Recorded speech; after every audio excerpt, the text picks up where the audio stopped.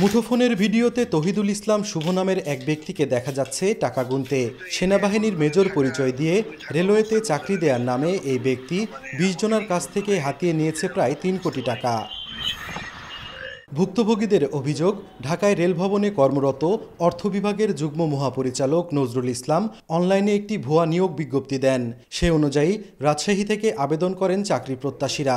এসব চাকরি প্রত্যাশীদের ঢাকায় নিজ দপ্তরে লোক দেখানো লিখিত ও মৌখিক পরীক্ষা নেন নজরুল। চাকরি পেতে ভুয়া মেজর তহিদুল ইসলাম শুভ ও তার স্ত্রী ভুয়া ম্যাজিস্ট্রেট পরিচয় দেয়া মুক্তা পারভিনের সাথে যোগাযোগ করতে বলেন। কৌশলে তারা চাকরি দেওয়ার নামে ৩ কোটি টাকা হাতিয়ে নেয়। পরে তাদের ভুয়া নিয়োগপত্র দিয়ে বিভিন্ন জেলায় পোস্টিং দেয়া হয়। ৩ মাস চাকরি করার পরও কোনো বেতন না পাওয়ায় সন্দেহ হয় ভুক্তভোগীদের। এরপর খোঁজখবর নিলে প্রতারিত হওয়ার ঘটনা বুঝতে পারেন তারা।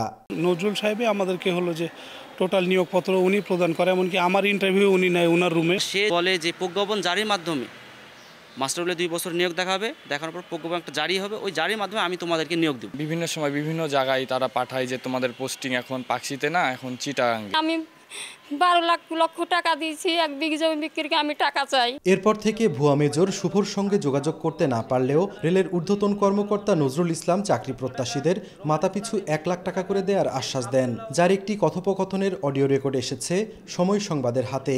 অথচ তাদের কাছ থেকে নেওয়া হয়েছে 15 থেকে 22 লাখ টাকা। এ ঘটনায় রাজশাহী নগরীর বোয়ালিয়া থানায় 5 জনকে আসামি করে 3টি মামলা করেছেন ভুক্তভোগীরা। তারা চাকরি করছে, বেতন পাইছে, চাকরি চলে গেছে, তাদের জন্য আমি পার হেড 1 লাখ টাকা করে আমি কম্পেনসেশন দিয়ে দিচ্ছি ভাই আমার চাকরির স্বার্থে।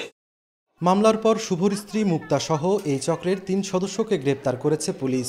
বাকিদের গ্রেপ্তার করে তদন্ত সাপেক্ষে আইনগত ব্যবস্থা গ্রহণ করার কথা জানায় পুলিশ।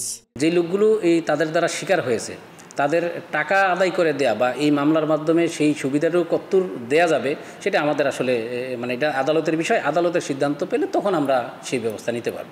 এ বিষয়ে জানতে রেলওয়ের অর্থ বিভাগের যুগ্ম মহাপরিচালক নজরুল ইসলাম ও ভুয়া মেজর পরিচয় দেয়া শুভর মুঠোফোনে কল দেওয়া হলেও তা বন্ধ পাওয়া যায়। সাইফুর রহমান রকি, সময় সংবাদ, রাজশাহী।